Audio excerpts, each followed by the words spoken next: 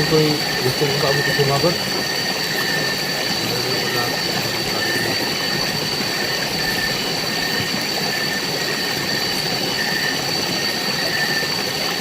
Ano ba?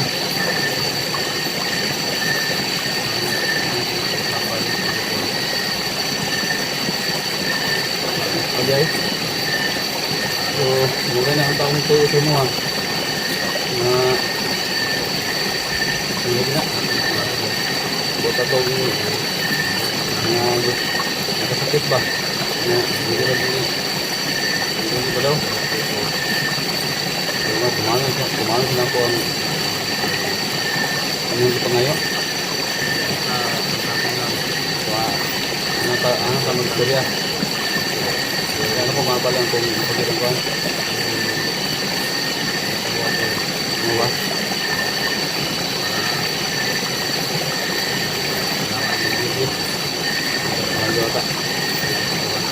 salamat kayo.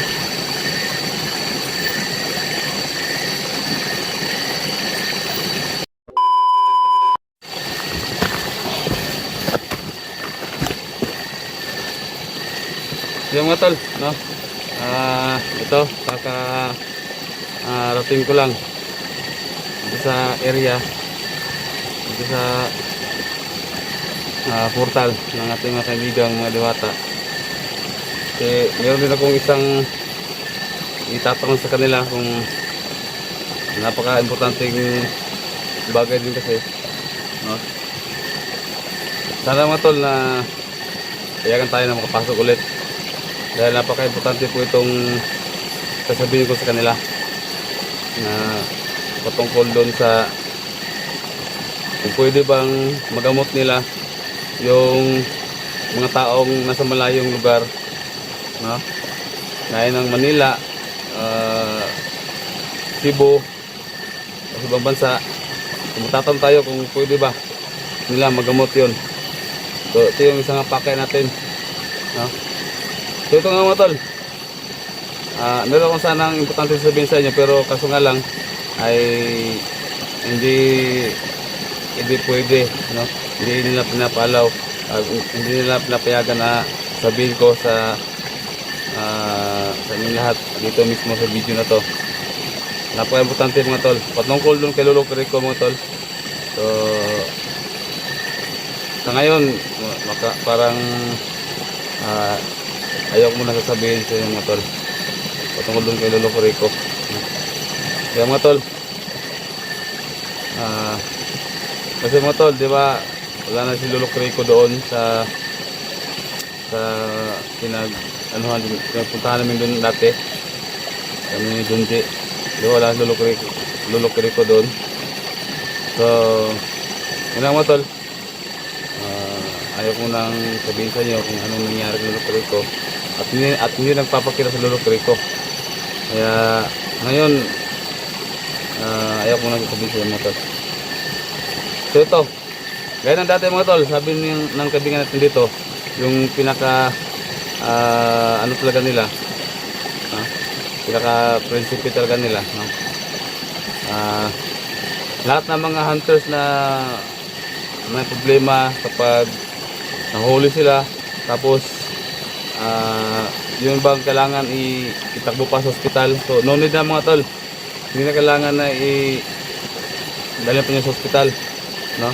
So ipiin nyo lang ako para masamahan ko kayo na pumunta dito sa lugar na to. Isang mahibawak ang lugar din, kaya hindi na kailangan pa na pumunta pa sa ospital, no? So kayang-kaya na ng kaibigan nating diwata yung mga sugat nila. Kaya yung mga tol, wala na kayong iba pang aalahanin pa, no? So ngayon mga tol, ang pakay natin ngayon ay may pag-usap sa kanya patungkol doon sa kung pwede ba nga daw na yung malayong lugar, no?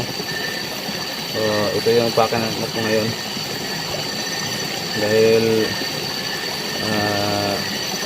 so hinihintay ko pa mga tol kung sino man yung mga tao na tutulong sa akin sa pag-alay dito, no? So, yun ang ano ko din na pag-alay tayo dito. So, susuklian niya yung pag-alay din sa kanila, susuklian din nila ng kayamanan nila. So, hindi ko pa alam kung ano kasi kayamanan mga tol. No? So, yung mga nagbibigay na naman, ay susuklian ko lang din ng basta mga tol. Usapan natin yan pag ano na. So ngayon mga tol, kailangan kong makausap pagdating natin Diwata. Sana pagbigyan tayo mga tol na makapasok ulit, no?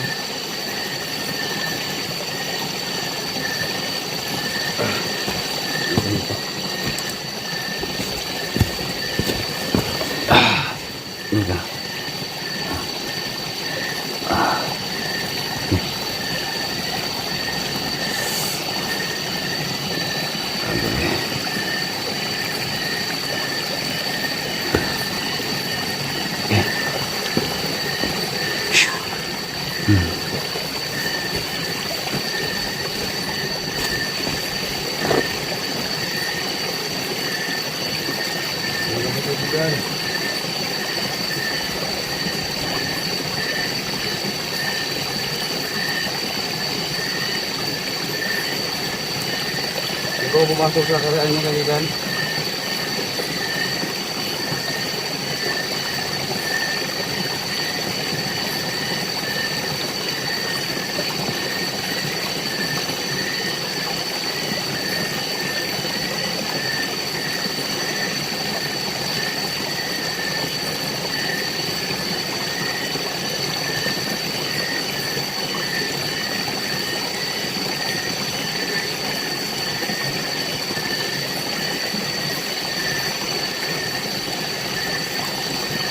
Mga tol, hindi ko na pinaga na makapasok mga tol. Ewan ko lang bakit hindi ko so idea kung bakit hindi tayo napasok. Siguro, gabi na siguro kaya ewan ko lang, no?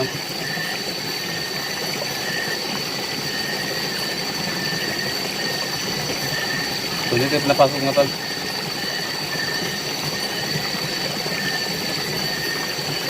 Okay, ano kang nangyari mga tol? Lang, hintay na tayo mga tol, baka may lalabas.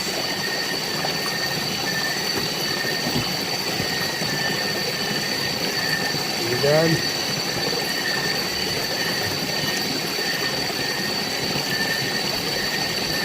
Sana may makatulong sa atin mga tol na makabili ng alay dito.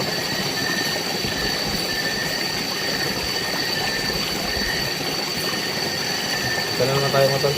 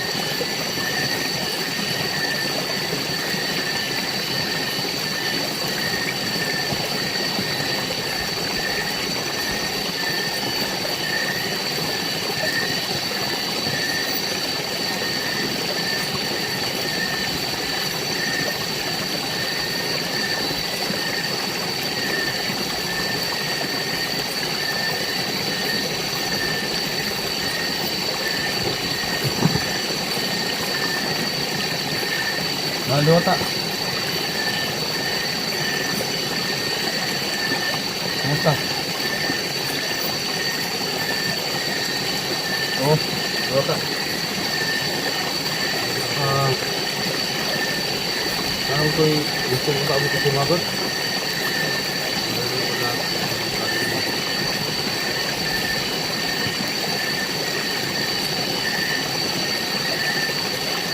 Ano ba?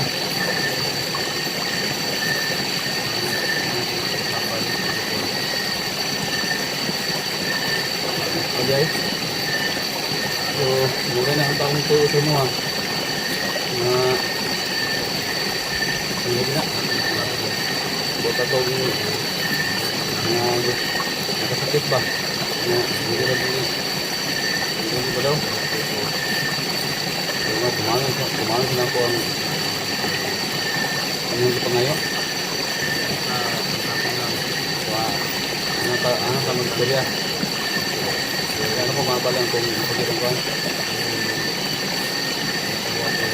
Ano ba?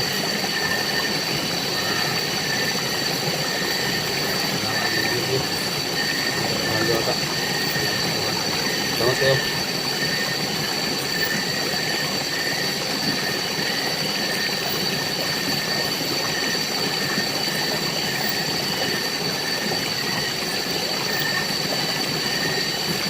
So mga tol, kausap ko na. Yun na nga mga tol, no? Hindi ka nagbibigay ng mga ano, so narinig naman siguro yung sabi nila ano nangyayari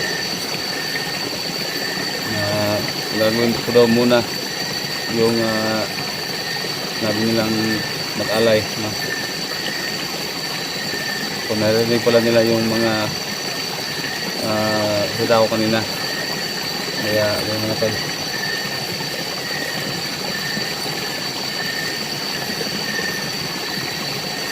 So kailangan mga tol na gagawin natin muna yung pag-alay, no? So bago na naman tayo hindi ng advice anong gagawin,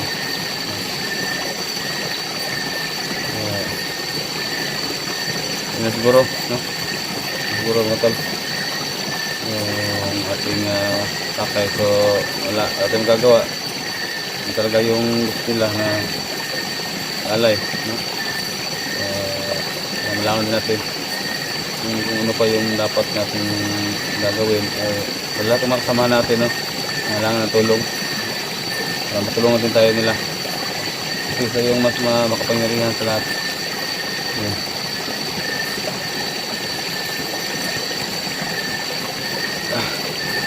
Okay, hindi tayo mga tol.